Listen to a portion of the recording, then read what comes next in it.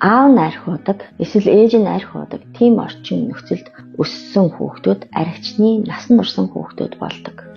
Тэдгээр хүүхдүүд нь би хизээч архийг уухгүй гэж өөртөө тангараг тавин өсдөг боловч тэд архин донтолтын зовлон бэрхшээлийг туулан гардаг учраас өөртөө архичин болох эсвэл архи уудаг хүнтэй суудгаа гэсэн судалгаа байдаг. Харамсалтай нь архин донтогчтой өссөн хүүхдүүд өөрсдийн зовлон шаналлаа өөрийнхөө зүрх сэтгэл дотор тээж амьдардаг. Олон хүүхдүүд архи уудаг ааваасаа эсвэл ээжээсээ зугтаж гэр бүлээ эрт зохиож гардаг. Шархалсан хүн бусдыг шархлуулна гэдэг үг байдаг.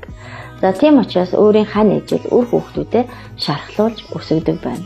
Архин донтогчийн хүүхдүүдийн шархыг цаг хугацаа эдгээдгүй гэдэг нь яг нотлогдсон үнэн болно.